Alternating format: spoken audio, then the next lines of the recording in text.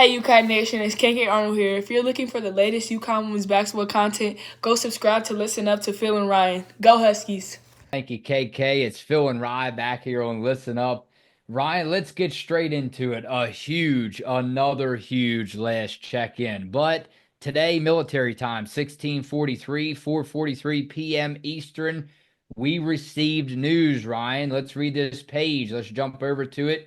UConn guard Azzi Fudd, knee sprain, likely out this week, including versus number 8 Notre Dame. And that's exactly what we're talking about here on this episode, the last check in featuring Notre Dame and UConn. Ryan, I call them the big three. Sonia Citron, you have Maddie Westbeld, and then, of course, well, actually, four of them, Olivia Miles, and then you have the all true Notre Dame hero, especially last season, Hannah Hidalgo. And Ryan, what do you have for me, coached by Coach Ivy of Notre Dame? I don't have to remind you, but I will. We already knew what happened last January. Actually, it was, of this year, January 27th, going all the way back to January. Hidalgo went in there and scored 34, Ryan, as Notre Dame won against UConn 82-67. We all remember that. I think it was prime time matchup. So again, terrible night. We don't want to talk about that anymore, but I'm sure you're going to bring it up as well because what are the keys this time to beating this very talented group? Predictions last, like always. Well, to open up this week, we actually got some positive news, which was Sarah Strong once again taking the Big East Freshman of the Week honors, and she also won Player of the Week as well. So sweeping those awards for the Big East, and Sarah Strong just doing what Sarah Strong does once again. And the Huskies also remained at the 2 spot in the AP poll, while Notre Dame actually jumped up 2 spots to number 8. And of course, the injury updates, some of the bad news that we just recently received today. And that's that UConn Ayanna Patterson. The decision on her to have her shoulder surgery is to be decided. Gino said that also, like you mentioned, Azzi Fudd suffered a minor strain in her knee during Saturday night's game when she took that screen and she bumped knees with the other player. She's going to be out for the games this week. Not really too sure after that, but hopefully she'll be able to return pretty soon. Of course, she's had really bad luck, just like this whole entire UConn team. It seems like, of course, AZ only played 2 games last year, got injured the whole entire year. Finally, was able to come back after missing 3 weeks of the start of this season.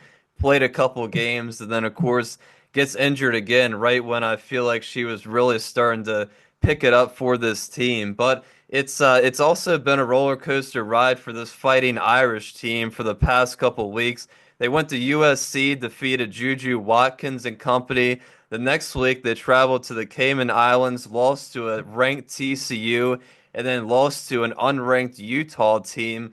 And then this past week they beat a very good Texas team in overtime. But just like UConn, Notre Dame has had a challenging schedule so far. And you could say right now that both teams are playing their best basketball of the season. And as we head into this matchup in South Bend Thursday night, there's a lot of familiar names on this Notre Dame roster and a lot of familiar names that the Irish had when they beat, like you mentioned, UConn by 15 points in stores last year. Returning healthy players are Hannah Hidalgo, Sonia Citron, and Olivia Miles. Of course, Miles was injured in that game last year, but she will be playing Thursday night. And then there's a common theme for Notre Dame this year. It reminds me of what UConn has had to deal with, and that's Notre Dame being without 5 key players. Maddie Westbeld, who hopes to return sometime in late December or January.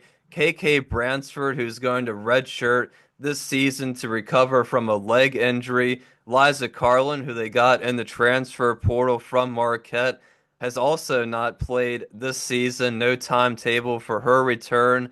And Kylie Watson as well, who also doesn't have a timetable for her return. So it's impressive with all these players down for the whole season so far and what this team has been able to accomplish defeating USC and Texas.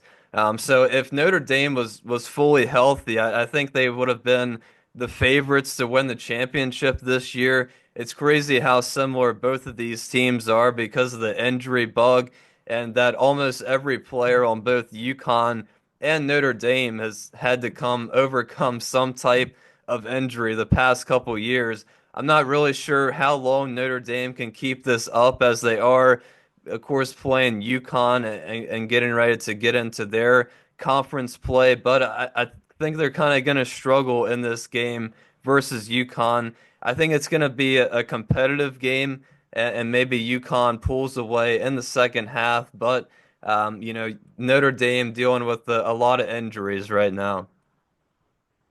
All right, let's go over to comments. But when you talk about experience, the players that are available, actually, when you consider the whole Notre Dame roster, Ryan, uh, experience up and down, with the exception of freshman out of Ukraine, Kate Koval.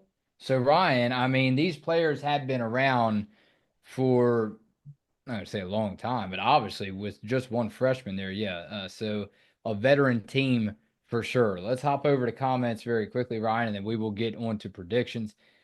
Missy said, "Love your show. Listening to you from Kentucky, Courtney State, Kentucky." Yeah, it's yeah, well we definitely appreciate it.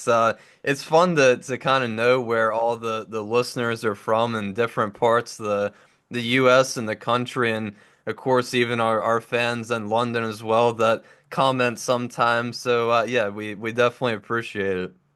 BRN Soldier said, "Hey, Phil and Rye, absolutely one of the best games I've seen so far from these ladies, and I'm glad to see it in person. The atmosphere was phenomenal. Not going to lie, I'm worried about Azzi.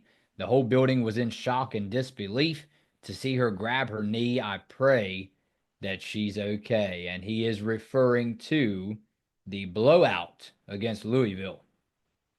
Yeah, it's definitely unfortunate, like I said, for AZ, because I really feel like, it took her a couple games to kind of get back to the pace of play for basketball. And the last two games especially, she was really lighting it up. So it's really really unfortunate time and yet again. But luckily we do have a lot of depth this season for UConn, and Ashlyn Shade I would assume is gonna jump back up into the starting lineup, and she's been playing great the whole season. So I think we'll be okay, and hopefully AZ can return sometime next week.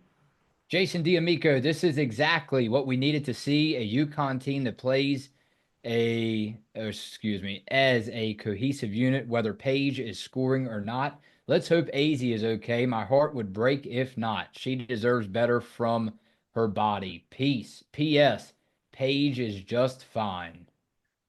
Yeah, and we've really seen the cohesive unit for UConn the whole year, but like we kept mentioning, we didn't really see it for the whole entire game, and we finally did versus Louisville, so that was really good to see. I'm really hoping UConn, despite this bad news about AZ, we can keep that momentum rolling into this game versus Notre Dame, as I think the Huskies have a lot of momentum right now. Obviously, still undefeated, but that was by far, in my opinion, their best game, best performance of the season versus Louisville. Didn't have hardly any slip ups at all in that game. Really good for all four quarters. So hopefully we can carry that momentum down into Indiana.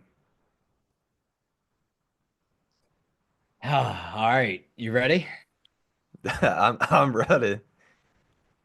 Shamrock Classic on ESPN Thursday night, 7 o'clock. Ryan, Purcell Pavilion, South Bend, Indiana.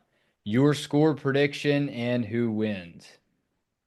Well, I think UConn gets their revenge this year. I think they revenged their loss from last season when Notre Dame came into stores, and it was kind of a shock, honestly, when they came in and kind of just blew away UConn like that.